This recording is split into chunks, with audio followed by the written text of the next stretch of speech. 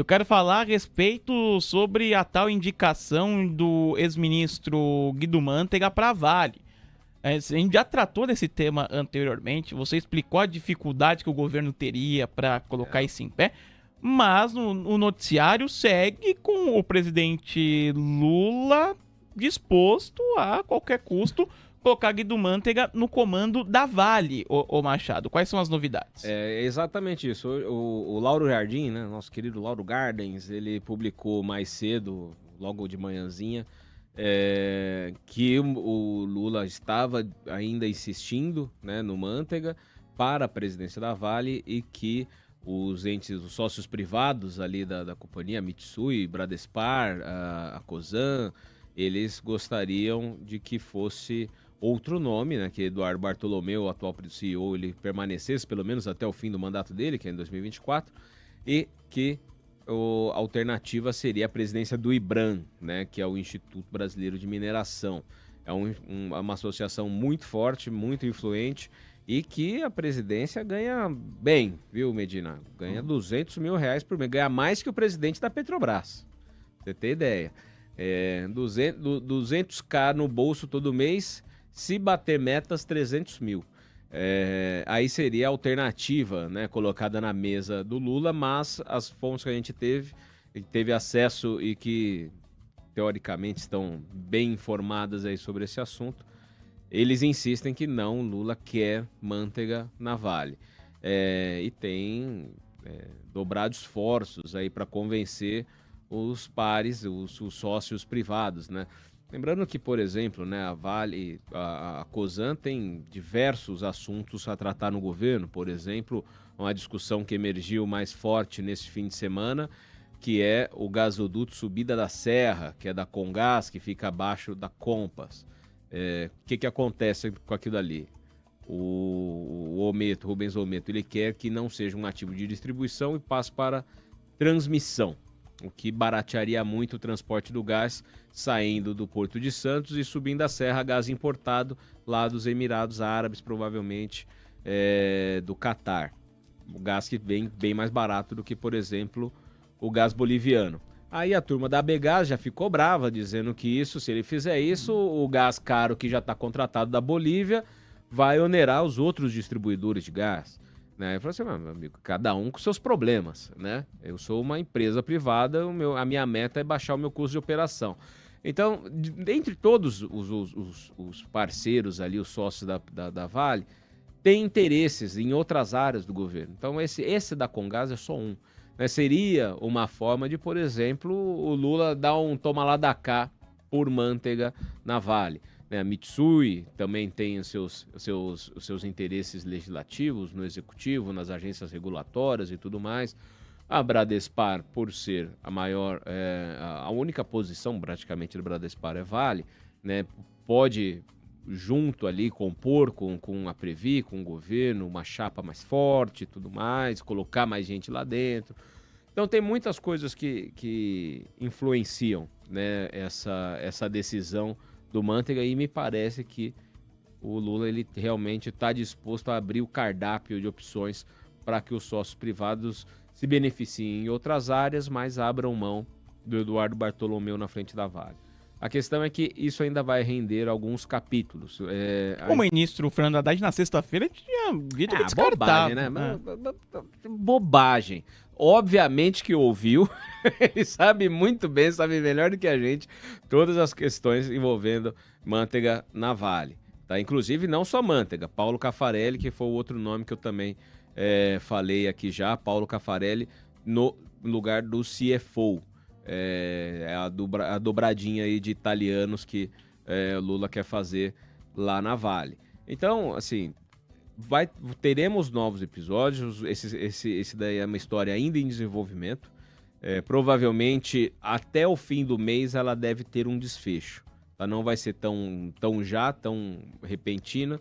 Deve se estender aí até o fim do mês, talvez até entrando em setembro. Mas a chance é razoável de termos Mantega como presidente da mais importante empresa Razoável brasileira. hoje? Razoável, chance razoável. Eu diria que aí pelo menos 50% desde a sua última participação aumentou já. Que você falou que era Aumentou baixa bem, por conta do regulamento, das regras da companhia. Porque, vou te contar, até então, até semana passada, Lula ele não tinha colocado a mão nesse projeto. Tá? Era um desejo de João Vacari Neto. Quem acompanhou a Lava Jato lembra bem desse nome. João Vacari Neto era tesoureiro do PT, um cara que foi ostracizado depois que foi pego na Lava Jato e nunca conseguiu voltar, vamos dizer assim, à superfície, né? Hoje ele opera ali no esgoto, né? Mas até então ele, que conseguiu fazer o presidente da Previ, o Fukunaga, é um homem do João Vacari Neto, ele estava operando ali ainda no âmbito da Previ, sem envolver Palácio do Planalto e tudo mais. Nesse momento, o que mudou? O Lula realmente entrou na jogada. Botou a mão e falou assim, não, vai ser o Manteiga. O noticiário é que o Lula considera que ele tem uma dívida com o Guido Manteiga. Segundo o Lauro Jardim é isso daí, que ele tem uma dívida com o Manteiga. Porque o Manteiga foi personificado pela política econômica do governo Dilma. Não, e do Lula também. Do Lula 2, né? Ele entrou em 2006, depois da queda do Palocci por conta lá da... que foi no governo Dilma, né? O bunga-bunga no Palocci lá, numa chácara em Brasília. Ele entrou em 2006, ele na verdade pegou praticamente, assim, todo o segundo mandato, né? Pegou todo o segundo mandato do Lula, o primeiro da Dilma e saiu... Mas o Manteiga, obviamente, ele é bem avaliado dentro do PT, porque senão não teria ficado tanto tempo, né? O PT gosta da heterodoxia do Manteiga, acha nele uma pessoa que consegue vocalizar as ideias econômicas do PT. E, nesse sentido, o Lula, ele realmente vê ele como um quadro importante. Não é mentira, não. O Manteiga, ele esteve muito presente, inclusive, na transição, na formulação do plano de governo do Lula. O Manteiga, ele é bastante influente dentro do PT. Né? Só que, lógico, é um cara que, se passa aqui na Faria Lima, é capaz de ser sequestrado aqui pelos gestores para não acharem nunca mais o homem. Mas o PT tem ele em alta conta. Né? Isso é o que a gente tem que entender. Até então, sinceramente, me parecia um sonho do João Vacari Neto. Mas, do fim de semana para cá, isso realmente mudou. Então, o Lula tem recebido, né, tá recebendo sócios pessoalmente, né, vai receber o Rubens Ometo, vai receber o Trabuco, vai receber os japoneses lá da Mitsui, vai tentar convencer a turma de que o Manteiga será um bom presidente para Vale. E ele tá imbuído dessa missão. Então, eu acho que hoje existe uma chance razoável em torno de uns 50% dele ser presidente. Tá? Não é algo que a gente pode descartar nesse momento. Lá atrás, quando se falou do Alckmin ser vice para o Lula, eu falei assim, nossa, mas que virada, né? Seria realmente surpreendente se isso acontecesse. Foi lá, aconteceu. Nesse caso do Manteiga, eu também acho surpreendente essa posição, mas ela pode acontecer. Perfeito, Machado, obrigado pela sua participação, um grande abraço a você e até amanhã. Eu que agradeço, um forte abraço a todos, uma boa tarde, tchau, tchau. 4,53, Ibovespa perde a estabilidade, agora com viés de queda um pouquinho maior, uma leve queda de 0,11%, 119.377 pontos, com Itaú pressionando agora o Ibov, Itaú inclusive tocando a mínima nessa reta final de mercado à vista, já os papéis vão para o leilão de fechamento, Itaú que divulga balanço depois do fechamento do pregão de hoje, e tocou a mínima em R$ 27,65. Coloquei aqui até na tela o gráfico de 5 minutos para Itaú, para a gente observar esse movimento de 5 minutos para os papéis preferenciais do banco. Olha aí, ó, renovando a mínima do dia. Itaú nessa reta final tem um minutinho para o encerramento do pregão de hoje. E eu vou chamar o Jefferson Latos para comentar sobre esse dia do pregão, as expectativas ainda em torno dessa semana. Tudo bom, Latos? Boa tarde para você, como vai? Ih, acho que a gente tá sem... Agora sim, Latos. Deixa eu dar meu boa tarde novamente. Tudo bom? Ouvindo sim, perfeitamente. Boa tarde, Medina. Boa tarde a você. Boa tarde a todos aí.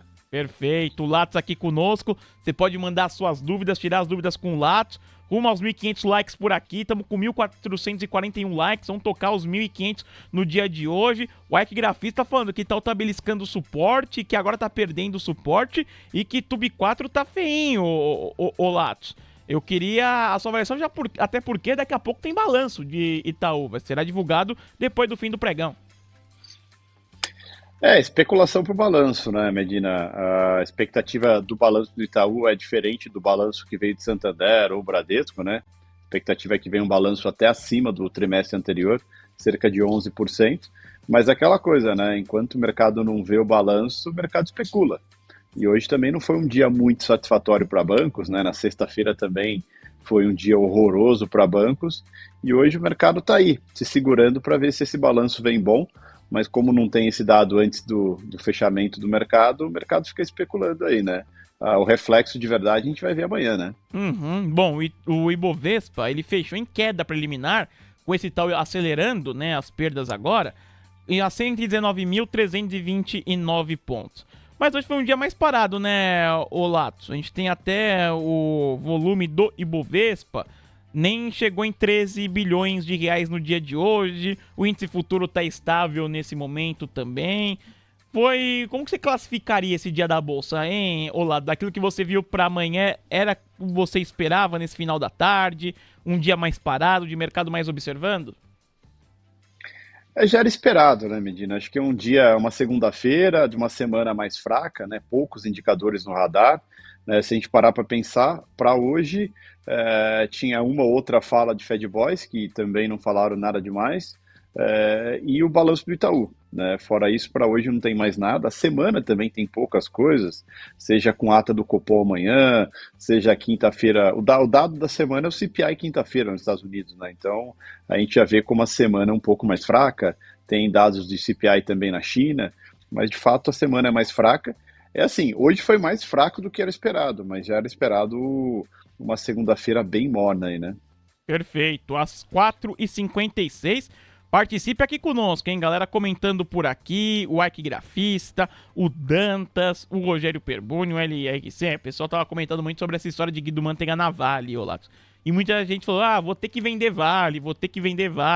Você enxerga esse movimento que o Machado da Costa estava comentando aqui conosco, trazendo a informação de que o presidente Lula insiste na indicação de Guido Mantega para o comando da Vale. Isso é risco para o investidor da mineradora?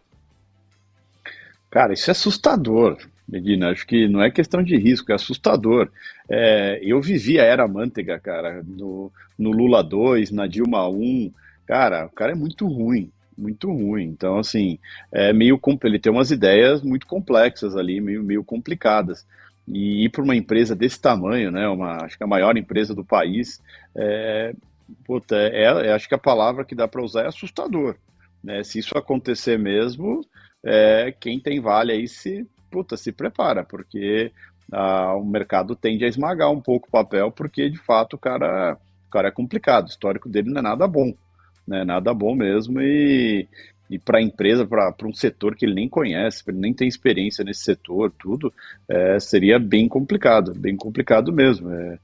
Dá para quase pensar que a empresa vai ser usada como margem de manobra, assim como a Petro. Então é bem complicado para o mercado isso, se isso se confirmar. Eu juro que eu continuo não acreditando nessa possibilidade, viu, Medina? A gente vê o mercado falar, depois esfriou isso, agora a gente vê o mercado falando de novo, um ou outro ali confirmando. Eu sou cético que isso não vai acontecer, porque é tão ruim que é difícil acreditar na possibilidade de se ter o Mantega na Vale, tá? E se acontecer, é comprar put. E aí, curtiu esse conteúdo? Você pode acompanhar muito mais ao vivo aqui no YouTube do TC, no Expresso da Tarde, de segunda a sexta, a partir das 4 horas. A gente se encontra lá.